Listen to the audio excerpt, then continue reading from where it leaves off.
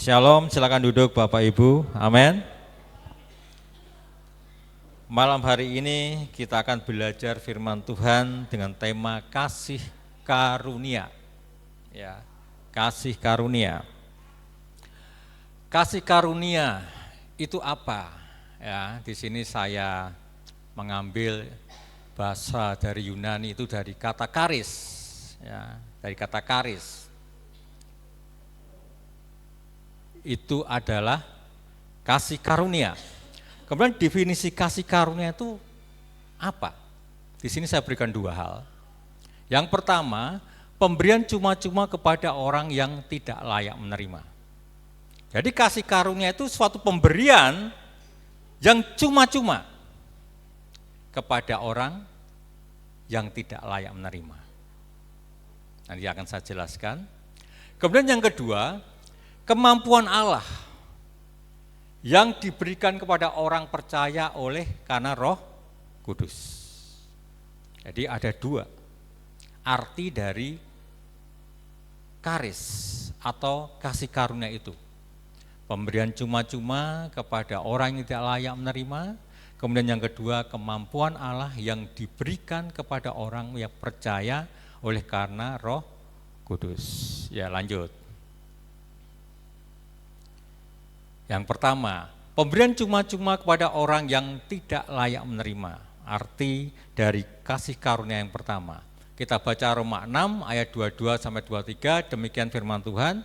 Tetapi sekarang setelah kamu dimerdekakan dari dosa dan setelah kamu menjadi hamba Allah, kamu beroleh buah yang membawa kamu kepada pengudusan dan sebagai kesudahannya ialah hidup kekal. Sebab upah dosa ialah maut, tetapi karunia Allah ialah hidup yang kekal dalam Kristus Yesus Tuhan kita. Ya, lanjutkan. Lanjut. Kalau kita melihat dari ayat ini, ada tiga hal yang kita dapatkan. Yang pertama, kasih karunia itu memberikan satu kemerdekaan. Kita dimerdekakan, artinya apa? Kita diperdamaikan. Ya, kita diperdamaikan. Kita dimerdekakan oleh karena dosa-dosa kita. Ya. Jadi dosa-dosa itu yang membuat kita itu terputus hubungan dengan Tuhan. Dosa-dosa itu yang membuat kita tidak bisa terhubung dengan Tuhan. Untuk itu kita dimerdekakan. Lalu kita diperdamaikan. Kita bisa melihat ayatnya, 2 Korintus 5 ayat 19, kita bisa baca. Saya tampilkan. Kita pelan-pelan saja supaya kita mengerti tentang kasih karunia itu. Sebab Allah mendamaikan dunia dengan dirinya oleh Kristus dengan tidak memperhitungkan pelanggaran mereka. Ia telah mempercayakan berita pendamaian itu kepada kami. Kita perhatikan. Allah itu mendamaikan dunia dengan dirinya. Dengan dirinya pada saat apa? Pada saat dia mati di kayu salib. Pada saat dia mati di kayu salib. Di sana terjadi satu peristiwa yang luar biasa, bahwa tirai bait Allah itu terbelah dari atas ke bawah. Berarti ini adalah inisiatifnya Tuhan. Allah yang memulai membuka dirinya untuk manusia. Kok dari bawah ke atas manusia yang memulai. Kok dari bawah ke atas kita dengan amal bisa masuk surga. Kita dengan perbuatan baik bisa masuk surga. Bisa. Tetapi bukan itu konsep keselamatan. Allah harus memulai lebih dahulu. Membuka pintu hatinya untuk manusia dengan kematian Yesus di kayu salib. Segala dosa-dosa manusia telah ditebus oleh Yesus itu sendiri. Dan dia tidak memperhitungkan pelanggaran-pelanggaran kita. Sungguh luar biasa kan, kasih karunia itu. Sebenarnya kita nggak layak menerima satu keselamatan, nggak layak. Kita nggak layak menerima satu kemerdekaan, nggak layak. Kita nggak layak diperdamaikan dengan Tuhan, tapi Tuhan mau berdamai dengan kita dengan tidak memperhitungkan pelanggaran yang kita lakukan. Itu dahsyat. Allah, kasih karunia Allah itu betul luar biasa yang diberikan kepada manusia yang berdosa. Amin. Jadi diperdamaikan. Kemudian yang kedua, dikuduskan atau dibenarkan.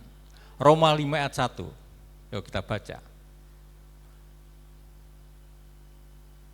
Sebab itu kita yang dibenarkan karena iman, kita hidup dalam damai sejahtera dengan Allah oleh karena Tuhan kita Yesus Kristus.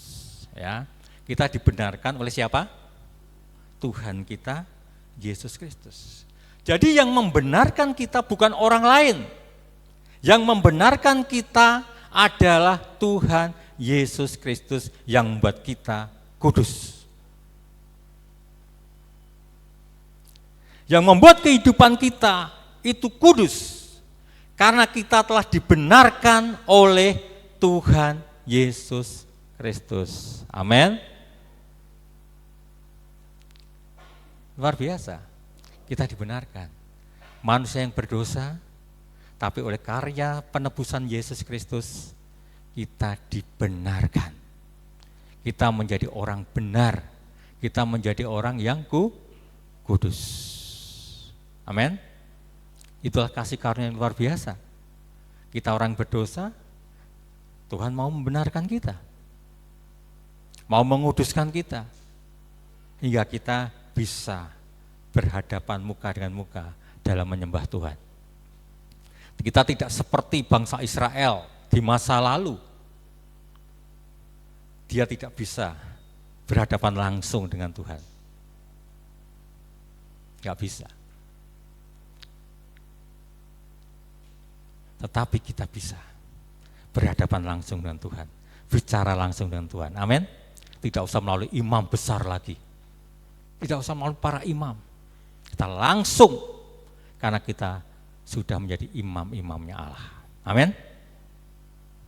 Ini yang luar biasa, bahwa Tuhan membenarkan, Tuhan menguduskan kita, hingga kita bisa langsung berhadapan muka dengan Tuhan. Kita bisa berbicara langsung dengan Tuhan. Tanpa takut, seperti Bu Sarti katakan, mati. Kok dulu zaman dahulu, orang yang tidak kudus, berhadapan muka dengan Tuhan, langsung mati. Langsung. Imam besar pun juga seperti itu. Maka pada waktu imam besar setahun sekali masuk ke ruang Maha Kudus, kakinya dikasih kerincing. Kerincing. Ya, kalau di Semarang itu tukang sate, kerincing. Oh, itu tukang sate itu. Ya, itu seperti itu. Kok jangan dulu enggak? Kenapa dikasih kerincing di sini? Kemudian ditaleni, diikat, ada tali yang keluar dari ruang Maha Kudus. Karena sewaktu-waktu imam itu tidak kudus dan mati di situ, langsung ditarik. Enggak berani orang langsung, masuk ke ruang Maha Kudus, mati semua. Enggak berani, ditarik langsung, digeret. Ini. Tapi zaman sekarang, orang berbuat dosa sekalipun bisa naik mimbar, betul enggak? Orang mati kok, enggak ada hukuman, betul enggak? Ya hukumannya nanti diperhitungkan Tuhan, jangan salah. Mungkin Tuhan tidak langsung menghukum kita. Tapi ingat baik-baik, sama artinya kita mempermainkan kekudusan Allah. Itu dicatat oleh Tuhan.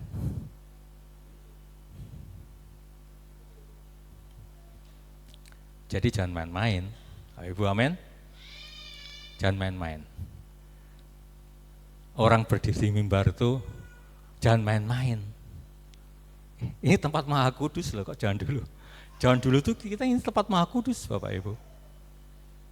Jangan main-main di sini. Nah, ini yang harus kita perhatikan baik-baik. Kalau Tuhan sudah membenarkan, sudah menguduskan, pertahankan. Amin. Pertahankan kekudusan yang Tuhan telah berikan padamu. Pertahankan bahwa kita ini orang benar di hadapan Tuhan. Amin. Seperti itu. Kemudian yang ketiga, hidup kekal. Kasih karunia Allah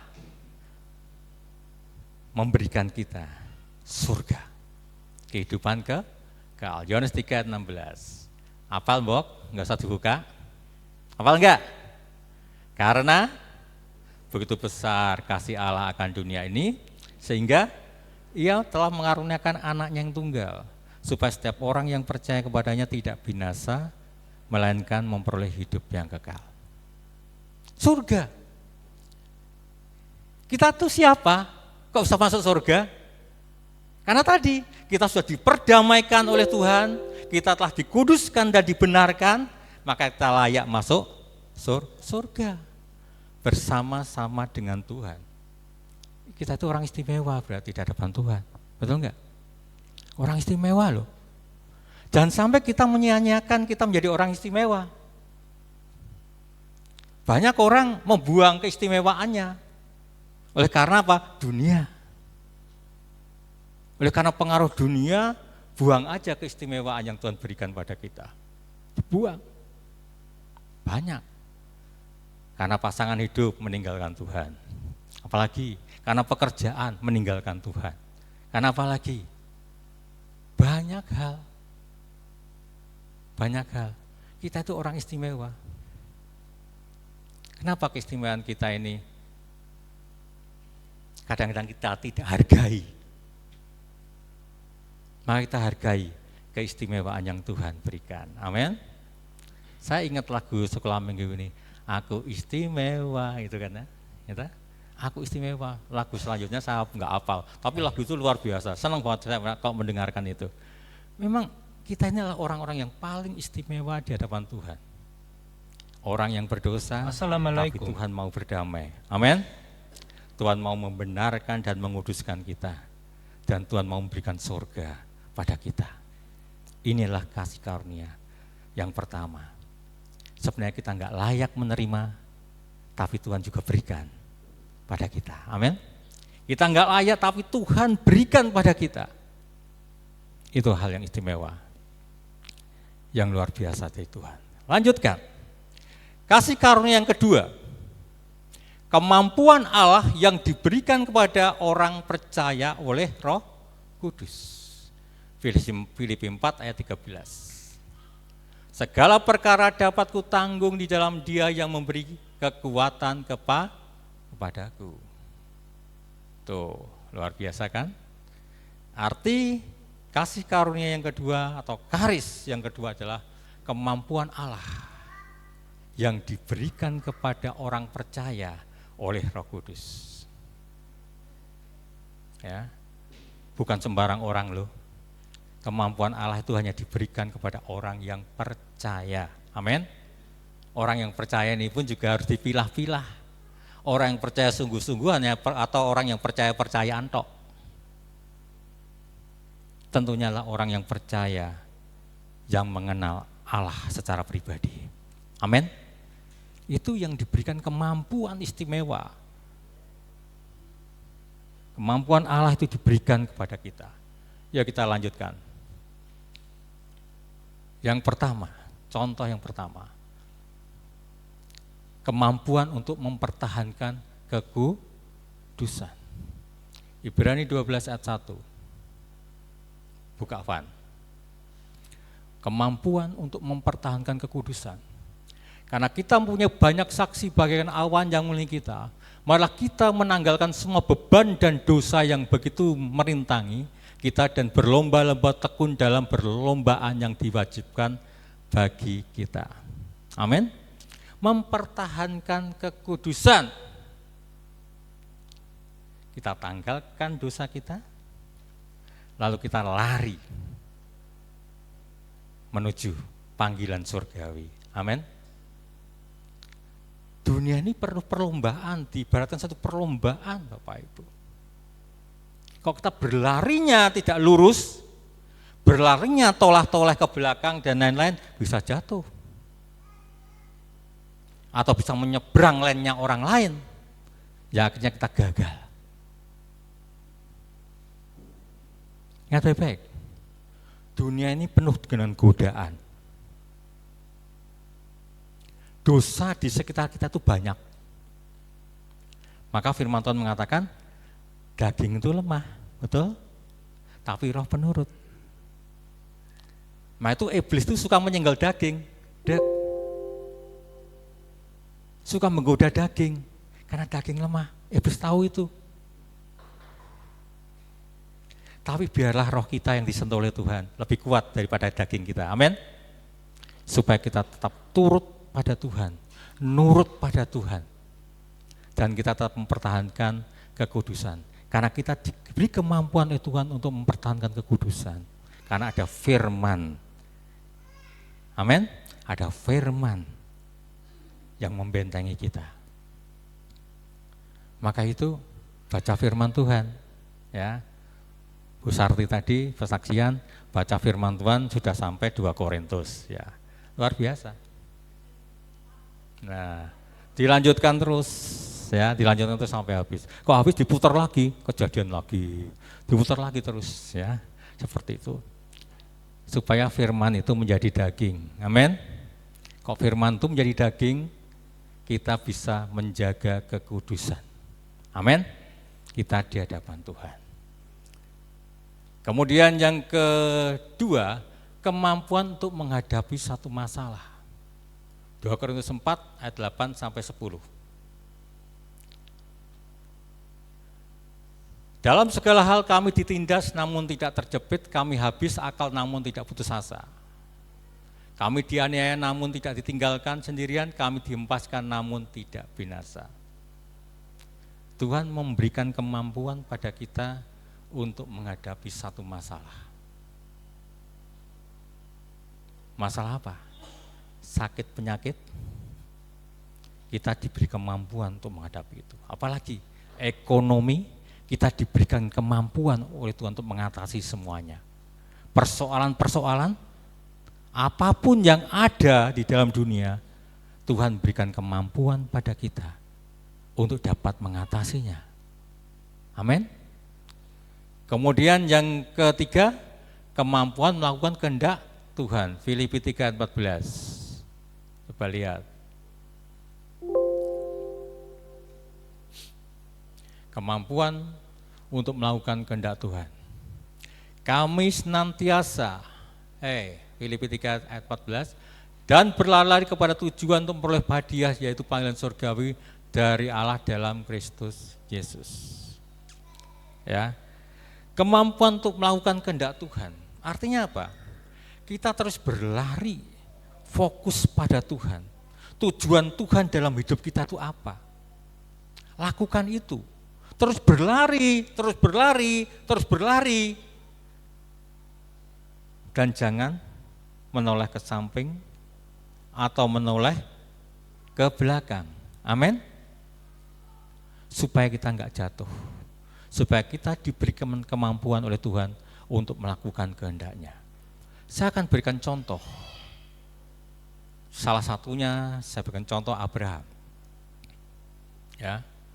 Abraham dapat menjaga kekudusannya di tanah kelahirannya. Di sana adalah banyak penyembah berhala. Maka Tuhan panggil keluar Abraham. Ayo Abraham, keluar. Tinggalkan kotamu. Berjalan ke kota atau ke satu tempat tanah yang akan kuberikan kepadamu. Abraham juga mendapatkan kemampuan untuk menghadapi satu masalah. Dalam perjalanannya dia menuju tanah Kanaan, banyak persoalan-persoalan yang terjadi. Tidak mudah Abraham itu. Peperangan, demi peperangan, dia harus menghadapi itu. Belum masalah-masalah yang lain. Abraham diberi kemampuan untuk menghadapinya. Dan Abraham diberi kemampuan untuk melakukan kehendak Tuhan, yaitu apa? Harus sampai ke tanah Kanaan, yaitu tujuan Allah. Amin. Kok dia tidak mau melakukan kehendak Tuhan? Di sini aja Tuhan, udah enak kok, nggak usah sampai sana. Kan kekayaan saya udah banyak, gak usah sampai Kanaan, udah enak di sini saja. Itu kalau Abraham tidak mau melakukan kehendak Tuhan. Tetapi Abraham mau melakukan kehendak Tuhan. Amin. Saya berikan satu contoh lagi. Yusuf. Pada waktu dia ada di tempatnya Potifar, dia digoda oleh Tante Poti, betul kan? Tante Poti yang cantik, yang luar biasa, menggoda Yusuf itu sendiri. Tapi Yusuf mampu menjaga kekudusan. Amin. Dia tidak mau, dia lari. Amin. Apakah ada masalah? Ada, dia harus masuk ke dalam penjara. Masalah baru yang dialami oleh Yusuf. Tuhan berikan kemampuan untuk menghadapi masalah itu. Lama loh Yusuf di penjara, tidak hanya sehari 2 hari loh. Lama. Dia menanti-nantikan Tuhan di sana. Dia melakukan yang terbaik di dalam penjara itu. Dia bisa menghadapi masalah. Dia diberikan kemampuan oleh Tuhan untuk menghadapi masalah-masalah yang terjadi di penjara. Bahkan dengan sikap hati yang baik dari Yusuf, kepala penjaranya malah mempercayakan penjara itu kepada Yusuf. Luar biasa. Dipercaya oleh kepala penjara. Dia mungkin lebih bebas daripada tawaran yang lain. Karena apa? Sikap hati Yusuf dalam persoalan yang begitu berat, dia tetap bertekun, dia tetap berharap kepada Allah dan tidak meninggalkan imannya. Amin. Yusuf itu anak muda loh, dikira orang tua, anak muda, dia itu bukan orang tua. Dia bisa mempertahankan imannya, menjaga kekudusannya, dia bisa mengatasi persoalan-persoalan hidupnya yang rumit seperti itu. Ya akhirnya Yusuf pun juga bisa melakukan kehendak Tuhan. Kehendak Tuhan apa? Kamu tinggal di Mesir, kamu harus memberi makan keluargamu dan saudara-saudaramu yang ada di Israel. Diangkat sebagai Perdana Menteri dan dia adalah ekonomi yang sangat luar biasa sekali. Itu Yusuf. Dia melakukan kehendak Tuhan. Dia bertahan di Mesir untuk menghidupi keluarganya, untuk menghidupi bangsanya.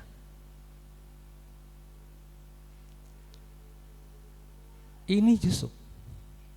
Ini hal yang luar biasa yang dilakukan oleh Yusuf. Saya berikan contoh lagi sekali lagi ya, satu lagi, Daniel. Ya, tapi contoh Daniel, supaya kita bisa mengerti bahwa Allah itu berikan kemampuan pada kita untuk dapat menjaga kekudusan hidup kita. Daniel, Sadrak, Meshach, Abednego juga mengalami hal sama pada waktu dia dibuang ke Babel. Dan orang-orang tawanan di sana yang istimewa-istimewa, diberi makanan istimewa, tapi makanan yang sudah dipersembahkan kepada berhala. Tapi Sadrak, Meshach, dan Abednego dan juga Daniel mengatakan, saya tidak makan ini, berikan aku sayuran dan buah.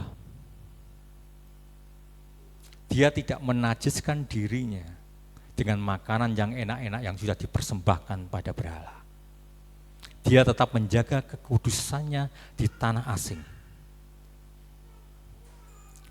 Apakah sampai di situ? Dia tidak menghadapi masalah. Oh, dia sangat menghadapi masalah, kematian, nyawanya yang dipertaruhkan. Sadrak, Meshach, dan Abednego karena tidak menyembah dewanya yang dibuat oleh Nebukadnezar, dia harus dibakar di perapian yang menyala-nyala. Dalam menghadapi situasi seperti itu, apakah dia takut? Saya percaya dia takut. Dia takut, tapi imannya lebih kuat dari ketakutannya. Ingat baik-baik. Kesetiaannya kepada Tuhan lebih kuat daripada ketakutannya. Maka dia katakan, kalau dalam bahasa saya, sekalipun Tuhan tidak tolong saya tetap setia sama Tuhan dan saya tidak akan menyembah dewa Anda. Raja Nebukadnezar, coba. Kalau diperhadapkan seperti itu gimana? Ora gitu kan. Banyak orang yang akan gagal di situ. Api menyala-nyala. Coba.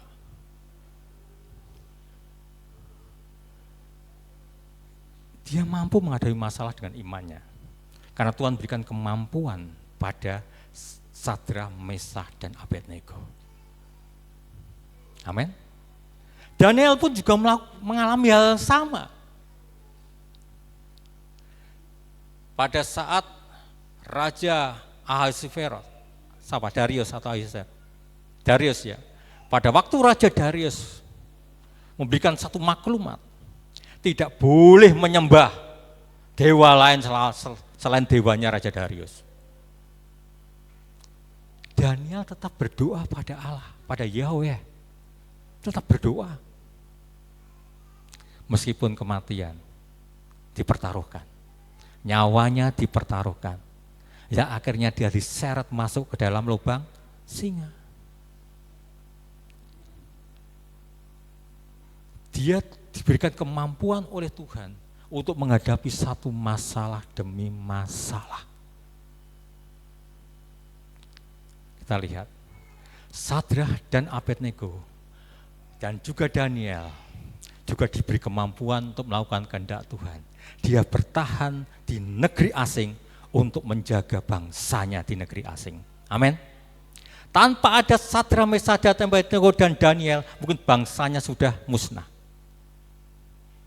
Tapi Sadrak, Meshach, dan Abednego dan juga Daniel menjaga bangsanya di tanah asing itu, supaya bangsanya tetap terpelihara dengan baik sampai dia pulang ke Israel. Amin. Ini dia bertahan untuk melakukan kehendak Tuhan, dan ternyata dia menjadi pejabat yang sangat penting di negara asing itu. Bahkan Daniel menjadi orang kedua setelah raja. Ini hal yang istimewa yang Tuhan berikan pada kita jika kita mengerti akan kasih karunia yang Tuhan anugerahkan pada kita. Amin. Jadi inilah kasih karunia Tuhan yang Tuhan berikan pada saudara, bahwa kita semua orang yang tidak layak untuk menerima itu, tapi Tuhan berikan juga pada kita. Yang kedua, Tuhan juga memberikan kemampuan bagi kita supaya kita menjaga hidup kita dengan kekudusan, supaya kita tetap menjadi orang benar. Kita diberi kemampuan untuk mengatasi masalah demi masalah, dan kita pun juga diberi kemampuan untuk melakukan kehendak Bapa. Amin. Tetap setia pada Tuhan, taat sampai akhir. Tuhan Yesus memberkati.